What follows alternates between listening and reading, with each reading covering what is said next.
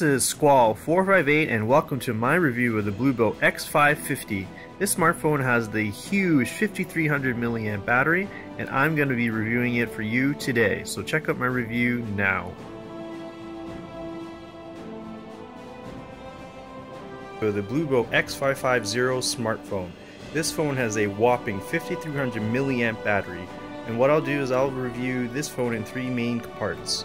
The first part I'll show you what's included in the box, the second I'll talk about the battery, and thirdly the build quality, call reception, and things of that nature. So as you can see, included in the box was the travel adapter, the power plug, the OTG cable, the USB cable, an extra screen protector, and a microfiber cleaning cloth.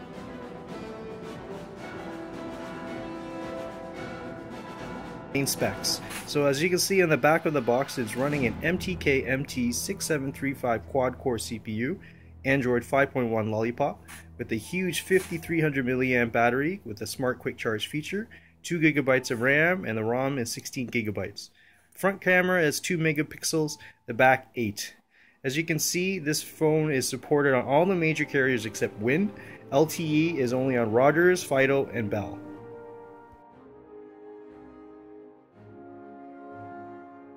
We're going to look at the build quality. So first we'll look at is the screen. So the screen takes up the majority of the space. The top and the bottom bezels aren't that bad, and as you can see, they try to maximize the screen space, so that was really good.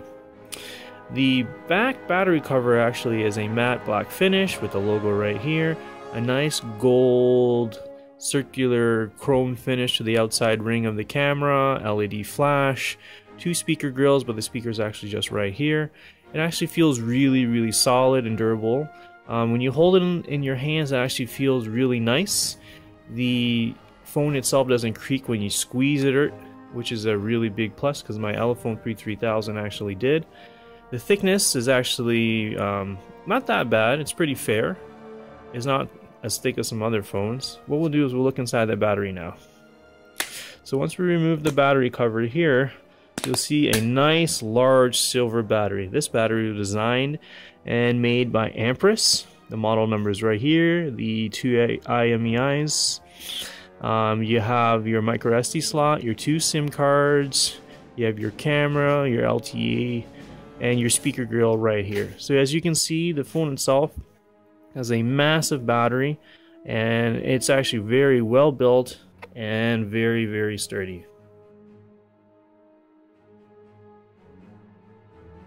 About some of the features that the Bluboo x550 has. The first feature we're going to look at is the ability to wake the screen by tapping it. This is a great feature to have, and the way you activate it is you're actually going to go to the apps and you're going to go right here to Smart Wake. At the very top you're going to toggle it on and that activates it. It does mention that by doing so you actually consume more power, which is normal for any phone. A number of related features is the ability, for example, to double click to light up the screen, slide upward to unlock, draw C to wake the dialer, M to play songs, and you can actually toggle anything you like related to the video player, music, the browser, photographs, etc. Another way to activate more gestures is actually in this app called Direct.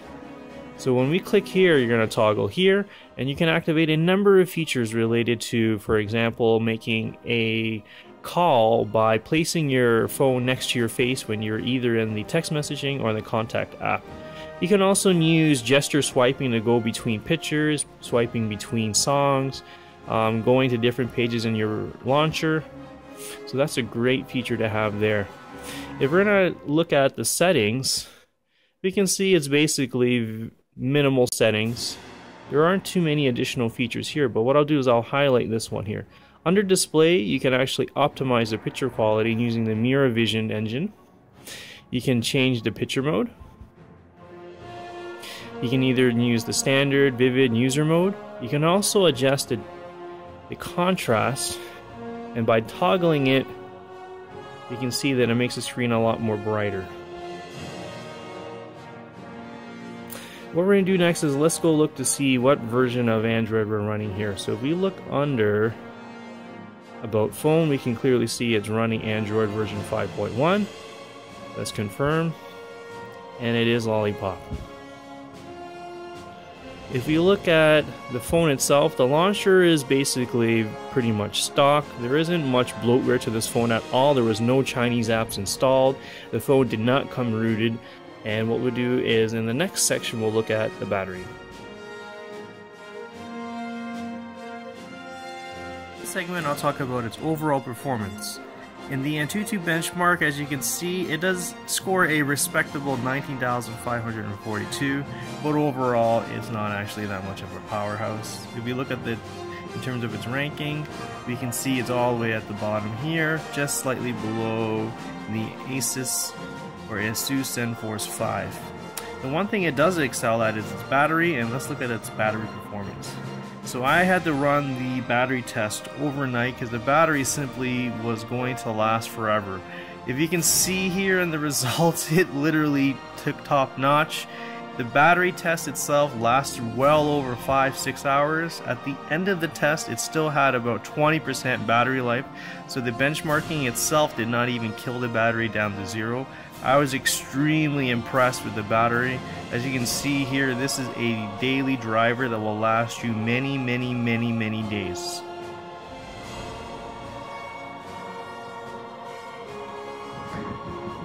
I'm going to demonstrate in this segment the video quality and basically the camera quality of this phone.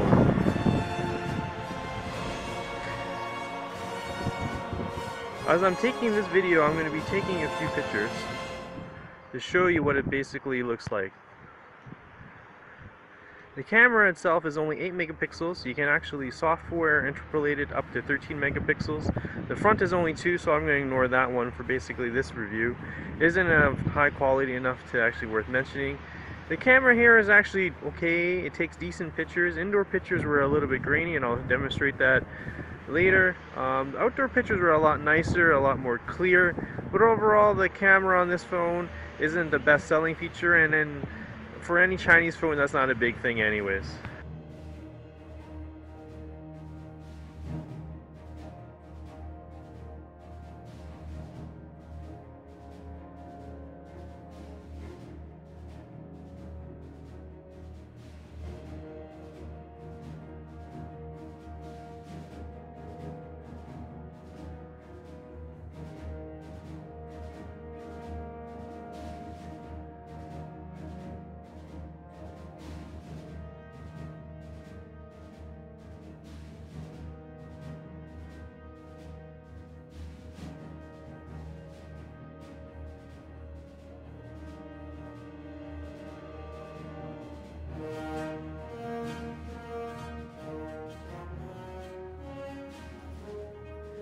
So what do I think about the phone overall? I'm going to say I love it.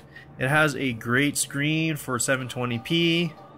The bezels aren't that big. In terms of its thickness, it's only 8.9 millimeters. It actually isn't very thick. The overall build quality is actually really great. It has a nice solid feel, especially the back battery cover. I also appreciated the gold accent around the camera lens there. It feels solid, it feels durable, it feels like it's going to last a really long time. It has a number of great useful features. For example, the tap on wake feature. That is a must-have in any modern phone. It doesn't lag on terms of the launcher. It has a number of great gestures. It's fast, it's responsive. I'm going to say anybody who needs a phone that lasts a whole day, this phone's perfect for you. It has an incredible amount of screen time. You can get a lot of battery juice out of this. You can use it to power your other devices. If you're looking for something that has top specs, this phone isn't for you. It doesn't have a 2K screen, it doesn't have octa-core, it doesn't have all those other bells and whistles, but for what it does have, it's a great performer. It has an excellent battery, it has a great screen, and I'm going to say if you need those features, this phone is definitely for you. Thank you for watching my review, and I hope you enjoyed it. Thanks again.